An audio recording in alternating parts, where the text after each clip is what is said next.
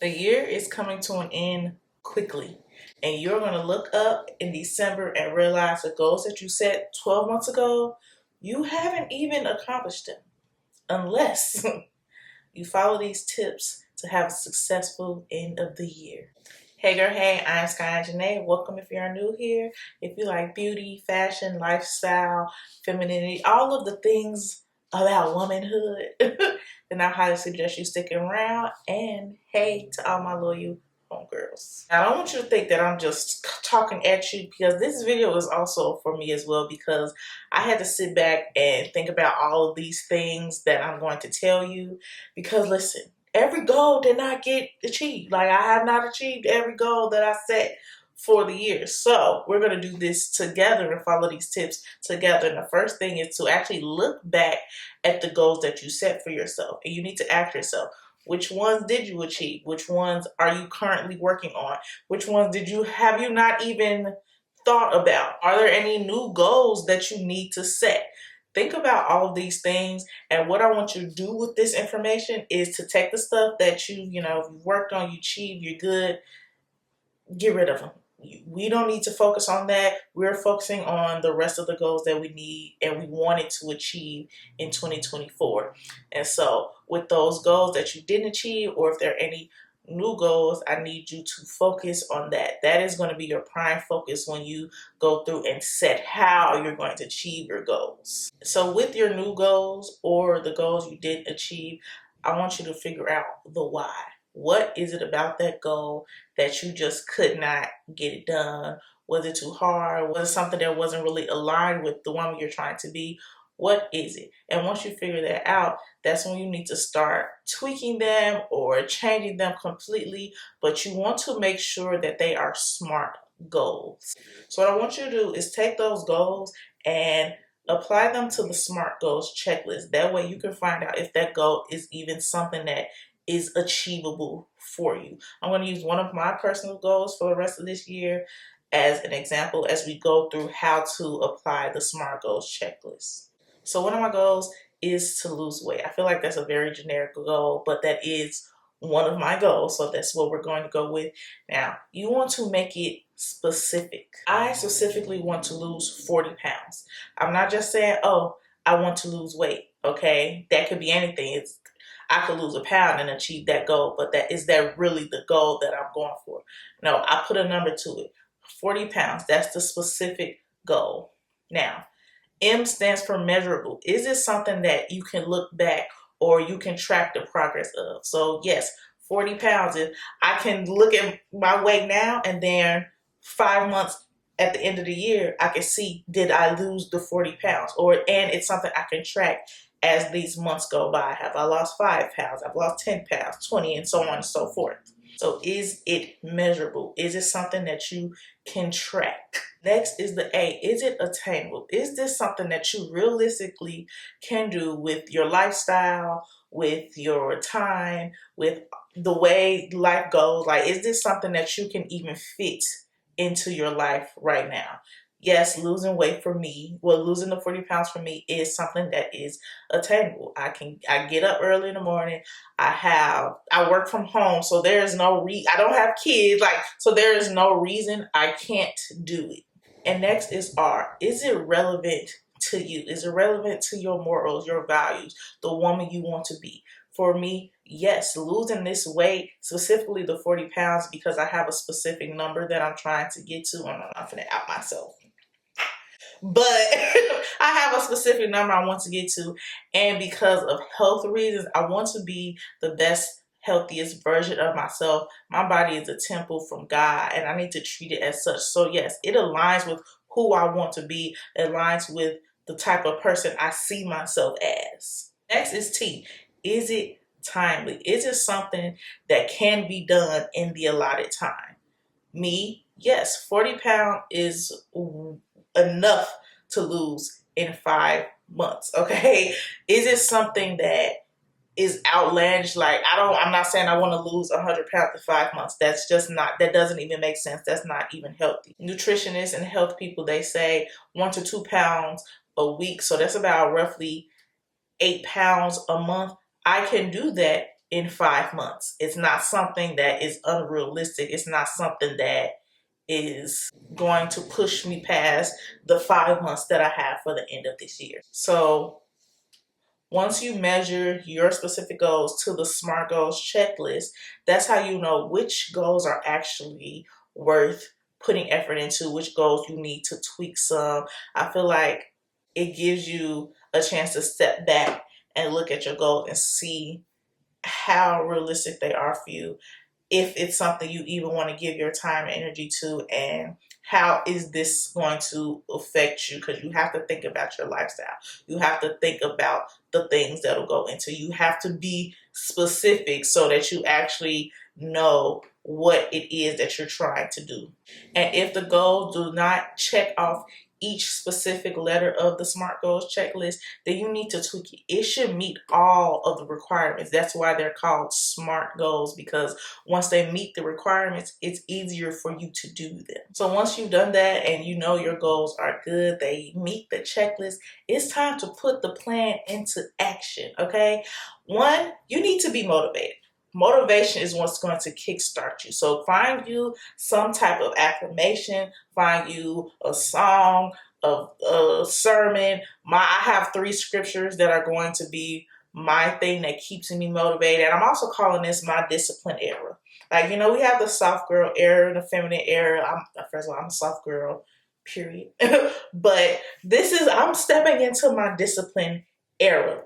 So what I plan to do is I plan to meditate on these scriptures, which is Matthew 6:33, which says, seek first his kingdom and all his righteousness, and all these things will be given to you. Philippians 4:13, which says that I can do all things through Christ who strengthens us. And that's just period. All things. Meaning losing this 40 pounds. Okay? That's included in all things. Because I believe God is going to help me achieve these goals, because he can do anything and he's going to give me strength to do it. I also have to remember James 2:26, which says, faith without works is dead. So I do have to do my part in order for God to even bless me with these things, because if I'm not showing that I'm truly diligent in the things that I said that I want, the things that he's put on my heart, how can he bless me? Because he can't even trust me to handle and put the work in now. So yeah,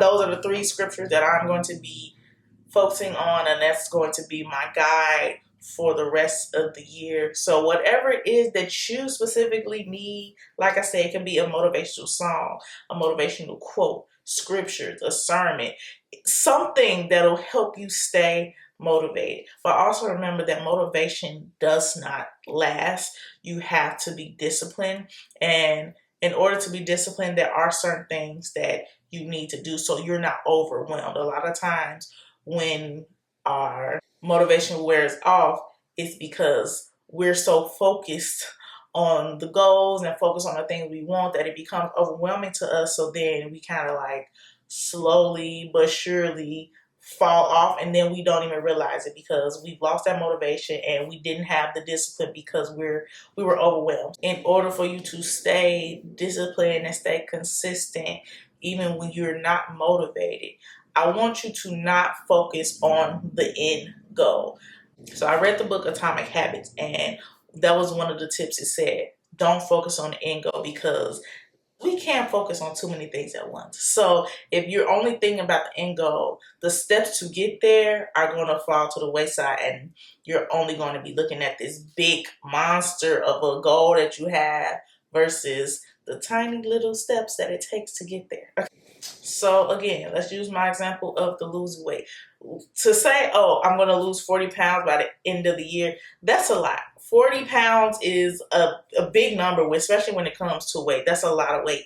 And if I'm only focused on that, I'm not going to pay attention to my daily eating habits. I'm not going to pay attention to if I'm losing the 1 pound a month. I'm just going to be looking towards the end of the year and like, okay, 40 pounds. That's a huge number versus breaking it up into smaller bite-sized weekly, daily things like the 1 to 2 pound a week. Okay, 8 pounds a month. when you break it down like that, it does not seem as scary. And then you can really focus on the steps to get there. And that's how you can measure your progress. Remember, I said the M in SMART goal stands for measurable. If you're only focusing on the 40 pounds, you would have to wait until the end of the year to see that 40-pound weight loss, versus if you, like I said, stop and think about it in a smaller scale and do it a weekly, a daily, and look at the steps and the plan to get there. You can easily see, oh, I lost 1 pound this week. I lost 2 pounds this week. I lost my 8 pounds this month.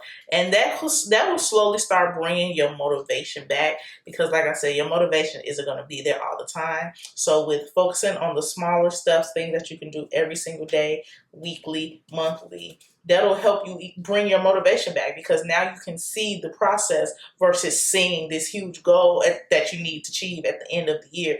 And then also what I want you to do is not even think about the end of the year.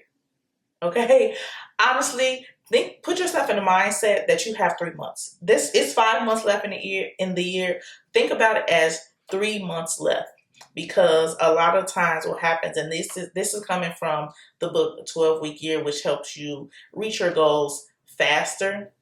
Well, not necessarily faster, but it puts you in the mindset to actually put more work and effort into things. So if you're cutting your time in half, that means you're going to be moved with more urgency.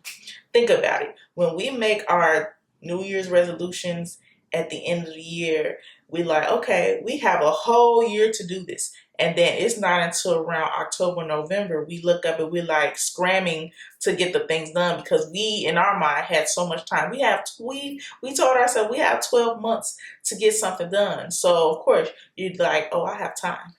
And then January passes, February, March, April, May, June, and now you're towards the last quarter of the year and you're trying to get everything done. So if you put yourself in the mindset of, okay, yes, there's 5 months left, but realistically, I'm going to do it in 3 months.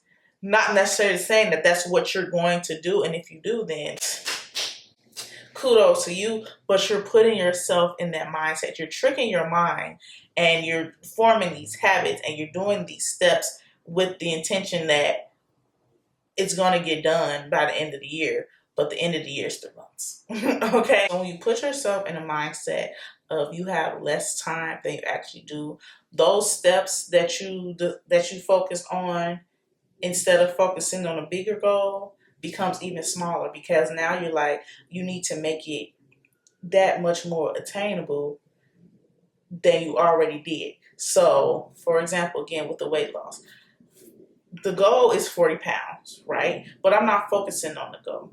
I'm focusing on 2 pounds a week, 8 pounds a month. So that's an even smaller goal. But now, because I have 3 months, I'm going to focus that on, okay, what do I need to do? 30 minutes of exercise, at least a day, at least for 5 days a week, a minimum 3.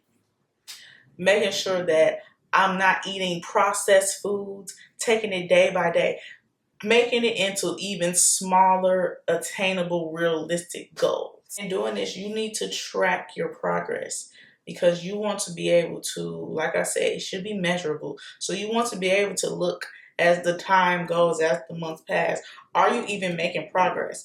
And that'll just help you to see, like, yes, you're making progress, which will turn and motivate you.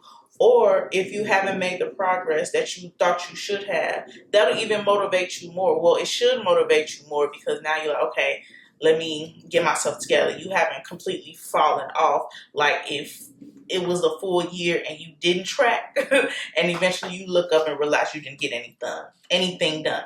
You have 3 months, okay? To be honest, none of this means anything, or none of this is going to work if you don't implement the plan. A lot of the time, it's not that we don't know what to do. It's the fact that we just don't do it. So just start. Just do the thing. Just try. And just keep going. Okay? Everything isn't going to be perfect. Everything isn't going to be linear. You're not always going to just do everything right every single day, every month. But the fact that you're going to implement it and you're going to track it and you're going to take it into bite-sized steps, you are going to reach your goals by the end of this year, which is in how long? 3 months. Remember that. And that's all I have for you for this video.